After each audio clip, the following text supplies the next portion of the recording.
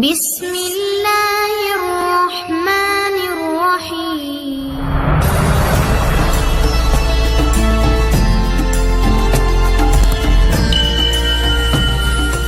அஸ்ஸலாமு அலைக்கும்.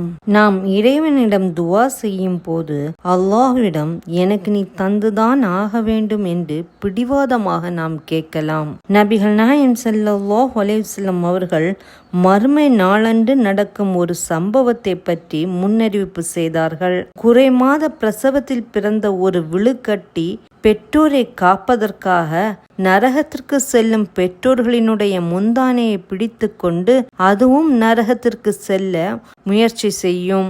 நரக காவலர் அதை தடுத்து, நீ சுவனத்திற்கு செல்ல வேண்டியவன், சுவனவாசிகளை நரகத்திற்குள் அனுமதிக்க மாட்டோம் என்று கூறினார்கள்.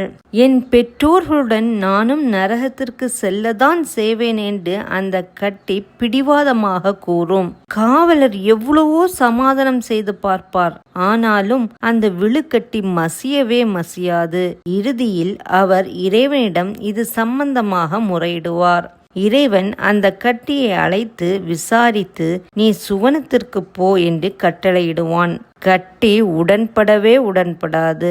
நான் சுவனத்திற்கு செல்ல வேண்டுமென்றால் என் பெற்றோரையும் என்னுடன் சேர்ந்து அனுப்பு, இல்லை என்றால் என்னையும் என் பெற்றோரோடு நரகத்திற்கு செல்ல அனுமதி என்று வாதிடும்.